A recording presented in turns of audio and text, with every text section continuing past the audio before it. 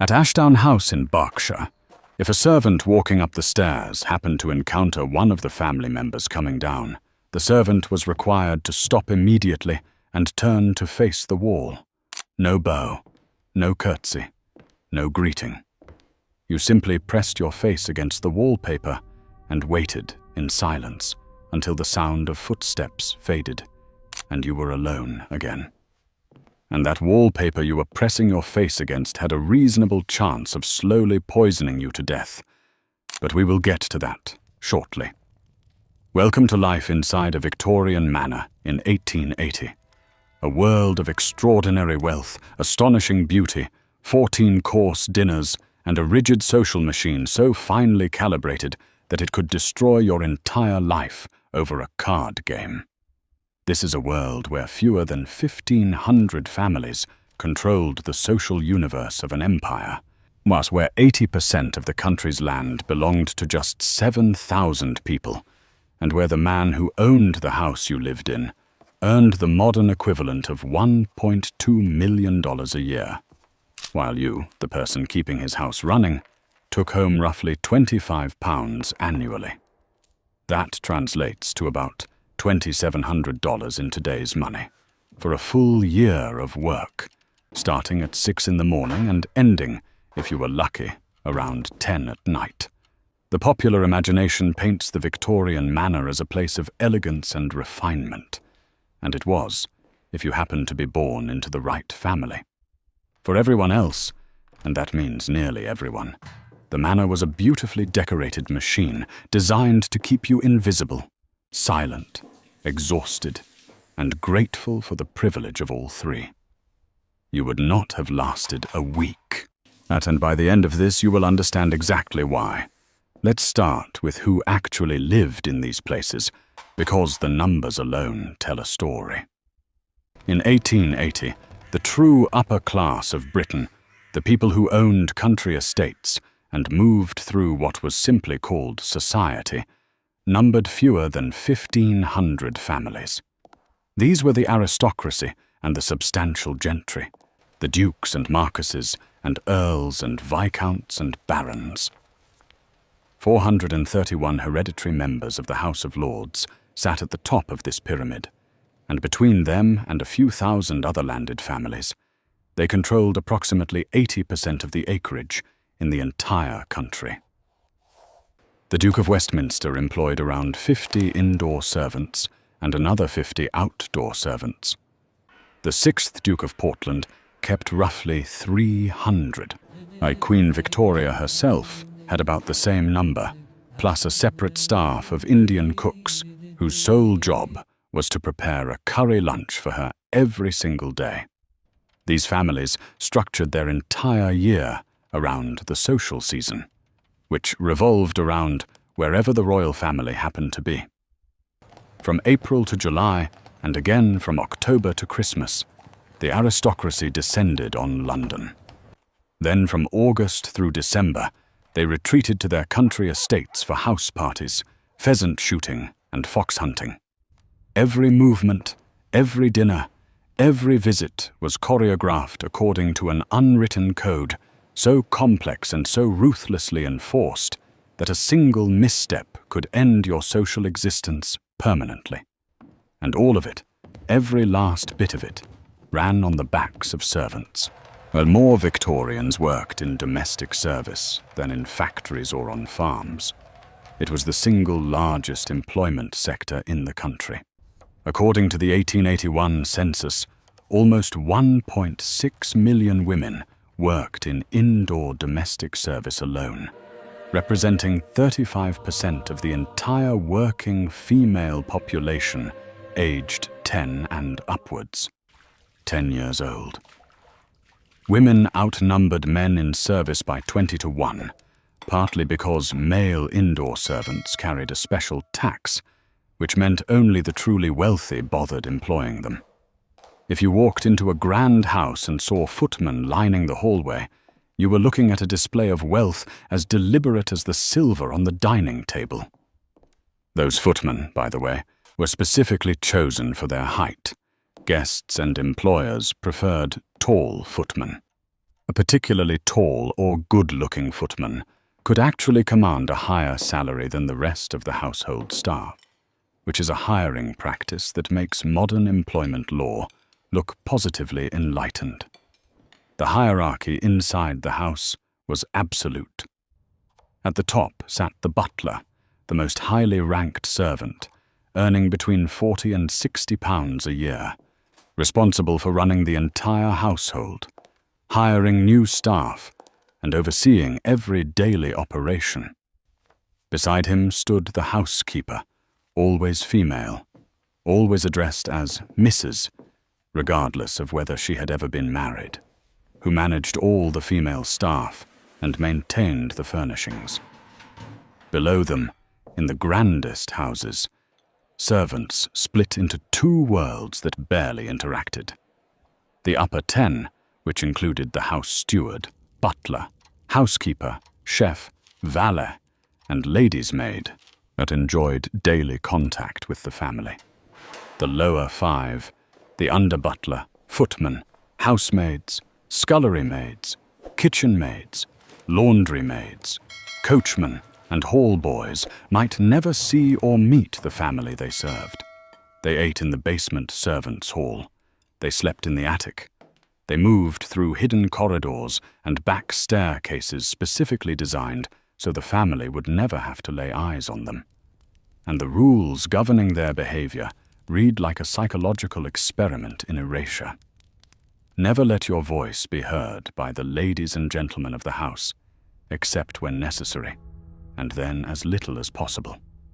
Servants were forbidden from singing, forbidden from laughing, required to remain as noiseless and invisible as humanly possible. If they accidentally came face to face with a household member, they were expected to avert their eyes. At Ashdown House, as you already know, the instruction went even further. Turn and face the wall. No acknowledgement at all. You were furniture that breathed. If anything was broken or damaged, the cost was deducted directly from your wages, wages that already amounted to almost nothing. A housemaid in London earned between £10 and £25 a year. A general servant, known as a maid-of-all-work, earned between £6 and £15. A scullery maid, the lowest of the low, could start at just £5 a year. Mrs. Beeton herself, in her famous Book of Household Management, described the scullery maid as perhaps the only one of her class deserving of commiseration. Her life is a solitary one, and in some places, her work is never done. She is also subject to rougher treatment. That was not a reformer writing an exposé. That was a household management guide, stating it as simple fact. One former scullery maid, recorded decades later in an oral history archive, described her job, which included lugging enormous quantities of coal up flights of stairs to the many fireplaces of a large estate, as a form of slavery.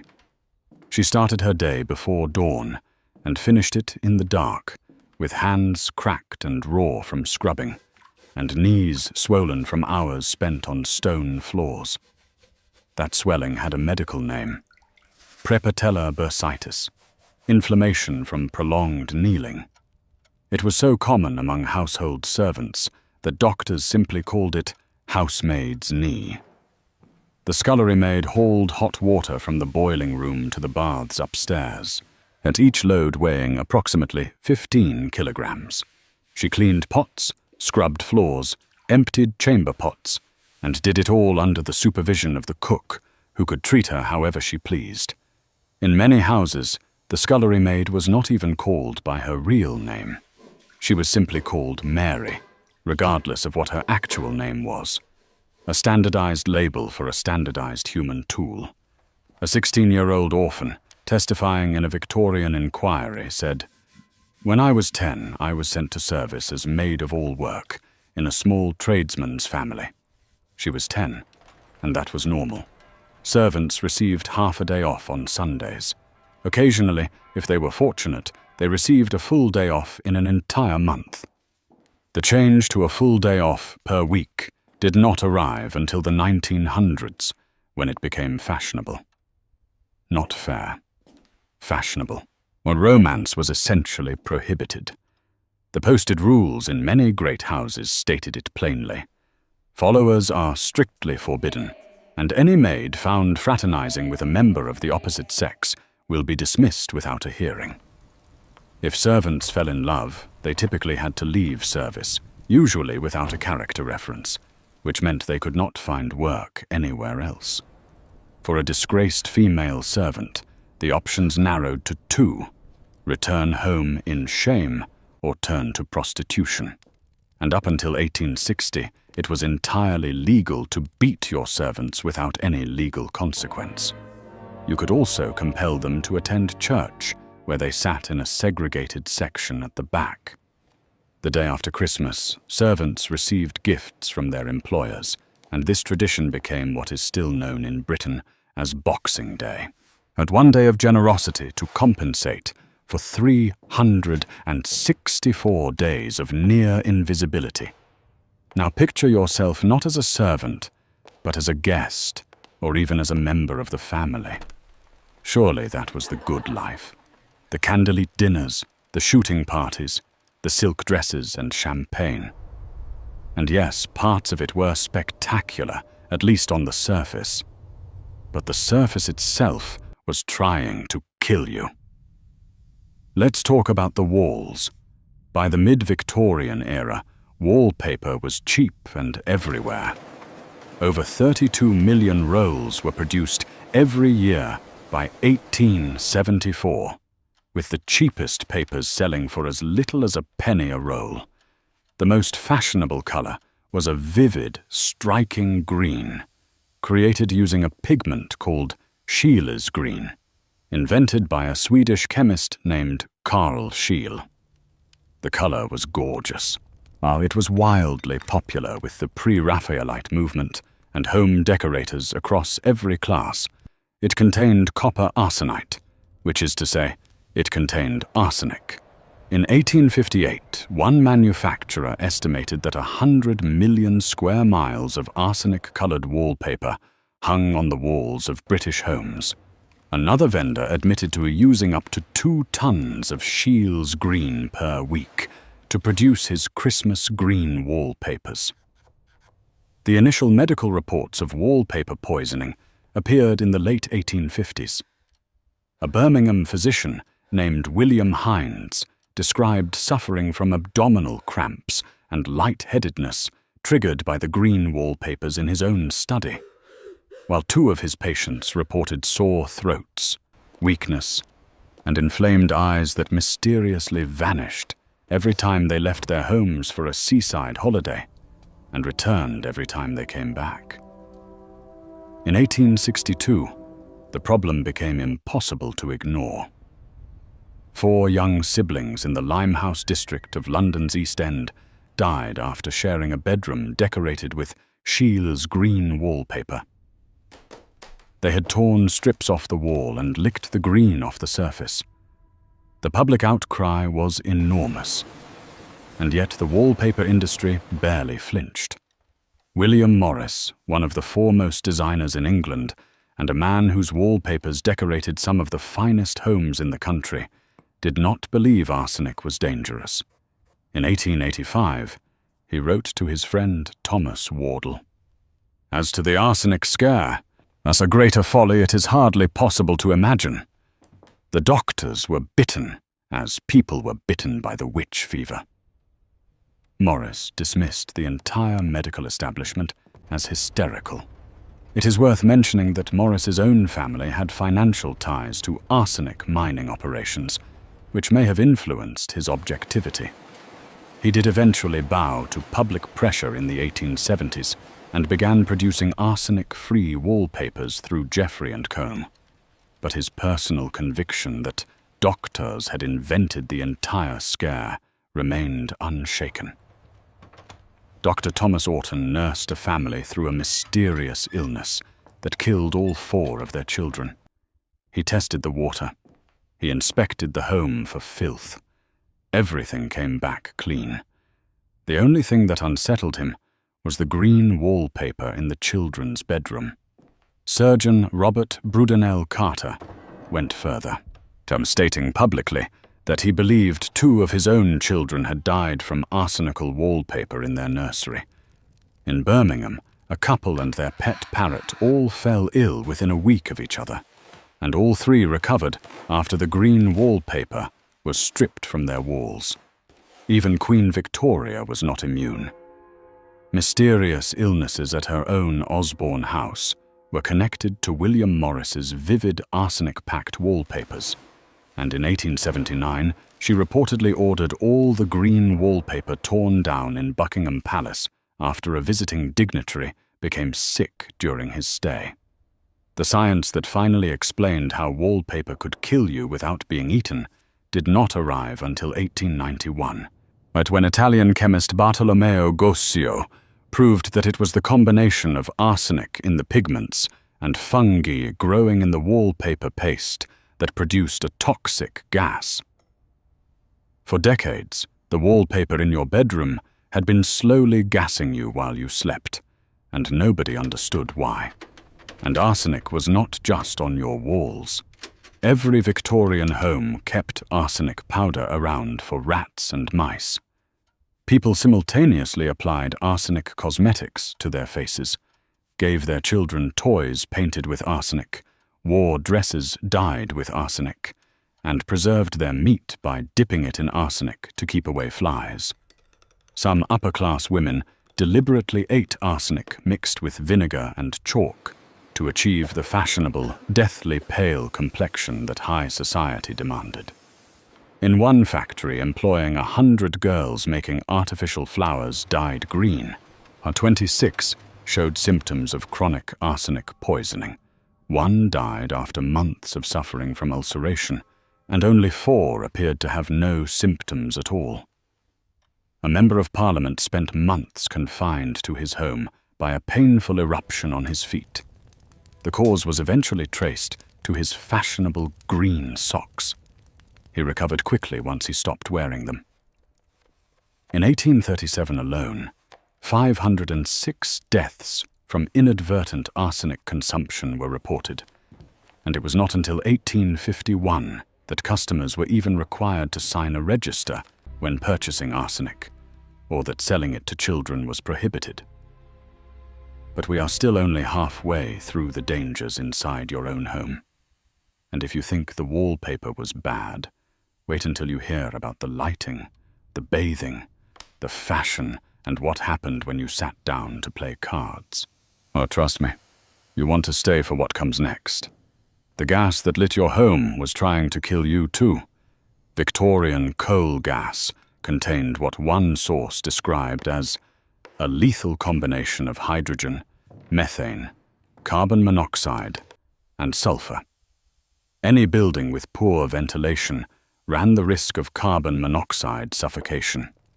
By 1880, gas lighting was actually cheaper than candles, but many of the grandest homes deliberately chose to use candles exclusively because wealthy homeowners wanted to demonstrate they could afford the more expensive option, spending more money on worse lighting to prove you had money to waste. That was status in Victorian England. For the servants, candles represented something else entirely. They were forbidden from having candles in their bedrooms, both for fire safety and, more revealingly, to discourage them from reading. To light their way to bed, servants stole stub ends of used candles, and competition for these stubs was fierce among butlers and footmen, who often regarded them as a legitimate perk to be sold to local merchants. To give you a sense of just how dark their world was, the light from a single modern 60-watt bulb is roughly equivalent to 74 candles burning at once. Victorian rooms lit by candles were extraordinarily dim by any standard we would recognize today. Cragside in Northumberland became the first house in the world to be lit by hydroelectric power, and the Prince of Wales himself visited to see what newspapers called the palace of a modern magician. The royal family had electricity installed in Buckingham Palace, starting with the ballroom in 1883, with the rest of its palace electrified by 1887. But for most of the country, and for most of the 1880s, you lived by candlelight and gaslight, and you breathed whatever those sources put into the air around you. Now consider what you were wearing while you breathed that air, because Victorian fashion was its own category of hazard. Death from burns was a significant cause of mortality among Victorian women, driven by the combination of open-hearth cooking, fashions that emphasized enormous skirts, and the use of highly flammable fabrics. Several women died when their full skirts caught fire from a hearth or a candle. The clothes themselves were an engineering project of almost absurd complexity. It was not uncommon for a wealthy Victorian woman to change her outfit 4 or 5 times a day. You began with a morning dress. You changed for a walk. You changed again for afternoon visitors. You changed for dinner. And you changed once more for evening occasions. Each outfit involved layers of undergarments, petticoats, and structural support that could take significant time and assistance to put on. The corset sits at the center of every modern person's horror at Victorian fashion, and the reality was complicated.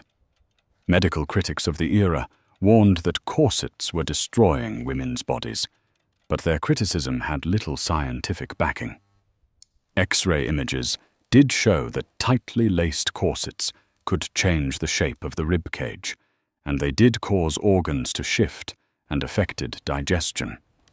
But one study found that corseted women actually lived longer on average than women who did not wear corsets. And historians who have measured surviving 19th century corsets have determined that women probably did not cinch their waists below 20 inches, far from the 14-inch extremes reported in women's magazines of the time.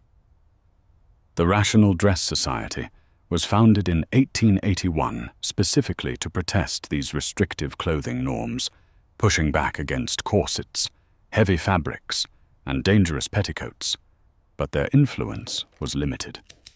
In 1883, the bustle returned to fashion in a dramatically exaggerated form, with steel strips attached to the insides of dresses to amplify the curve, jutting out at right angles from the back of the body.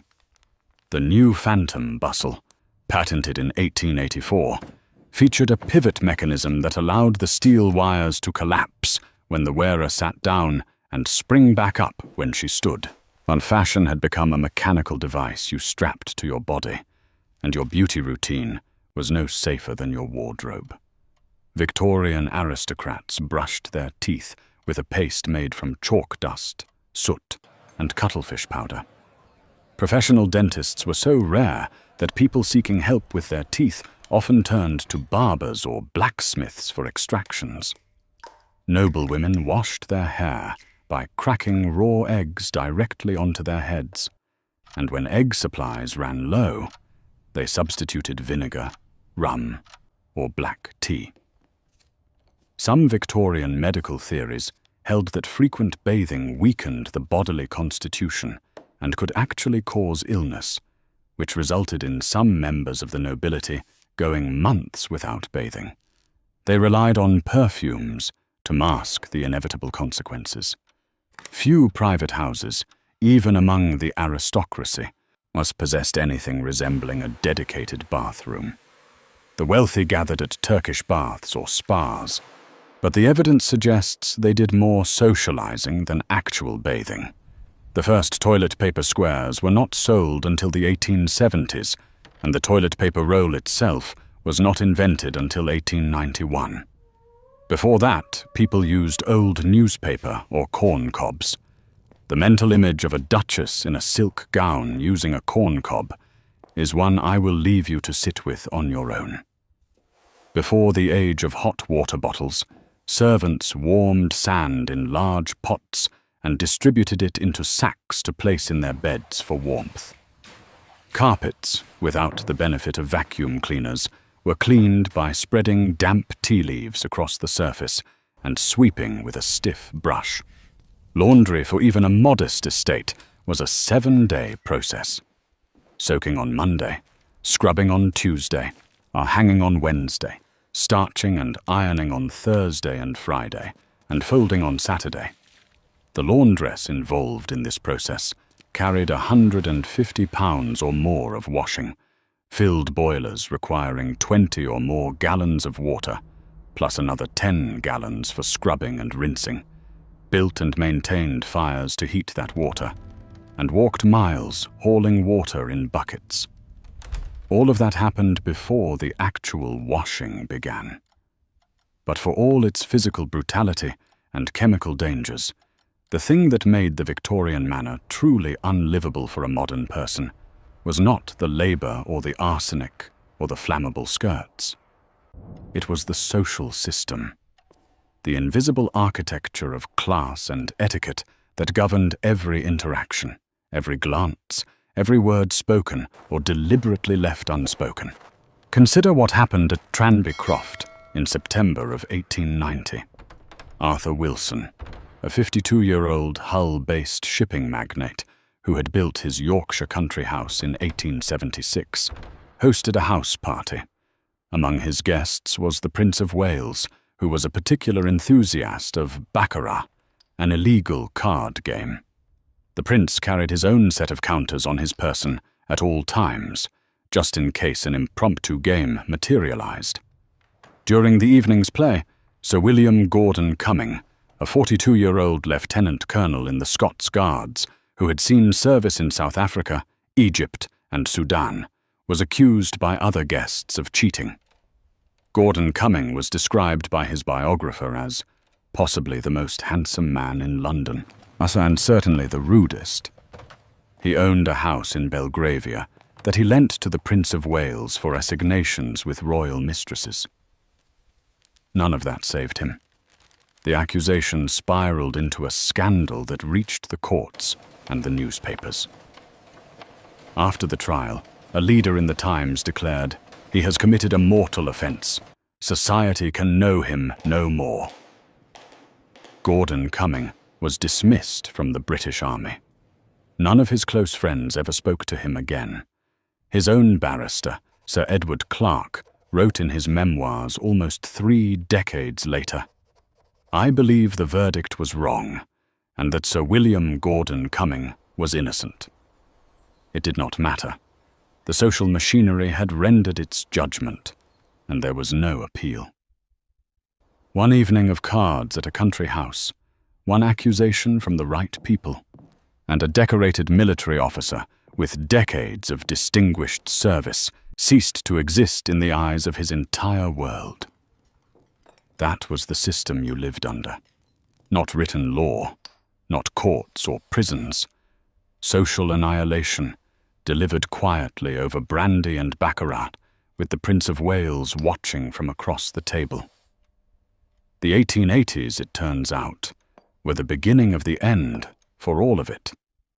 Historian David Cannadine described the decade as the most troubled decade for the nobles and notables of Britain, no less than for the titled and territorial classes of Europe, since the 1840s or the 1790s. The export of cheap grain from the Americas and the arrival of refrigerated meat halved agricultural income in Britain. Britain's dependence on imported grain had risen from 2% in the 1830s to 45% in the 1880s, whilst with corn reaching 65%. The land that had been the foundation of aristocratic wealth for centuries was losing its value. Between 1809 and 1879, 88% of British millionaires had been landowners. Between 1880 and 1914, that figure collapsed to 33%. In 1882, Charles George Milnes Gaskell wrote that the vast increase in the carrying power of ships, the facilities of intercourse with foreign countries, the further cheapening of cereals and meat meant that the old landed class were no longer lords of the earth. The servants, too, were beginning to push back. The 1880s saw the first attempts by butlers and maids to cast doubt on the Victorian obsession with hierarchy. New ideas about status and class were forming. The rigid system that had kept millions of people silent, invisible, and on their knees was starting to develop cracks. The inclusion of servants' injuries in the Workmen's Compensation Act would not come until 1907, decades after countless servants had suffered crippling injuries with no legal recourse. But the pressure was building. The fall in nutritional standards between 1880 and 1900 was so severe that generations of working people were visibly shrinking. In 1883, the British infantry was forced to lower the minimum height for recruits from 5 feet 6 inches to 5 feet 3 inches, because they could no longer find enough young men who met the old standard. The empire that ruled a quarter of the globe could not adequately feed its own working population. So here is what your week in a Victorian manor would have actually looked like. If you arrived as a servant, and statistically that is the most likely scenario by a wide margin, your day started before 7 in the morning. You cleaned grates, you carried coal, you hauled water, you scrubbed floors on your knees until your joints swelled into a condition that carried your job title in its medical name. You were not allowed to speak unless spoken to, not allowed to laugh, not allowed to sing, and not allowed to be seen by the people whose lives you made possible. If you met them on the stairs, you turned your face to the wall. If you broke a plate, the cost came out of wages that already amounted to less than £1 a week. If you fell in love, you lost your job and your future. Your bedroom was in the attic, unheated, and lit by stolen candle stubs. You ate in the basement. You worked 6 days a week, 16 hours a day, with half of Sunday free to contemplate whether any of it was worth continuing. The documented schedule of one real butler in 1893 shows his day beginning before 7 in the morning, serving dinner at 7 in the evening, overseeing evening tea at 9:30, and locking up the house and putting out the fire at 1 in the morning. That was a normal day. If you arrived as a guest, or better yet, as a member of the family, you lived in extraordinary comfort, surrounded by beauty and wealth and silence. 14-course dinners, shooting parties, the finest fabrics and furnishings money could buy. But the wallpaper in your bedroom was slowly releasing arsenic gas as fungi digested the paste behind the pattern. The gas lighting was filling your rooms with carbon monoxide. Your cosmetics contained poison. Your green socks could give you a skin condition severe enough to confine you to the house for months. Your toothpaste was made from soot and cuttlefish. You washed your hair with raw eggs. You might go months without a proper bath, masking the result with perfume. Your dress could catch fire and kill you. And at dinner, one wrong word, one accusation from a fellow guest could erase you from polite society so completely that even your closest friends would pretend they had never known you. The 6th Marquis of Bath, recalling his boyhood at Longley, said, "You were looked after in the lap of luxury." Even as a child, he had his own personal valet, one of 43 indoor servants. And he was right. It was luxury. But it was luxury built on a foundation of invisible labor, toxic materials, suffocating social rules, and the quiet understanding that everyone, from the Duchess to the scullery maid, occupied a fixed point in a system that would grind them down if they stepped out of line. Mrs. Beeton's Book of Household Management, first published in 1861, sold 60,000 copies in its first year, and nearly 2 million by 1868. It has remained in continuous print ever since. Isabella Beeton herself, the woman who wrote the definitive guide to managing a household, died at 25 years old from an infection contracted during the birth of her fourth child. She documented the machinery of the Victorian home more completely than anyone before or since, and the machinery outlived her by decades. That is the world you would have walked into in 1880. A world of extraordinary surfaces and terrible foundations. And a world where the most dangerous things were the ones nobody talked about. The gas in the air, the poison on the walls, the rules no one wrote down but everyone enforced. You would not have lasted a week. And the most unsettling part is that the people who lived through it, the ones who spent their entire lives inside that system, did not think of it as survival at all.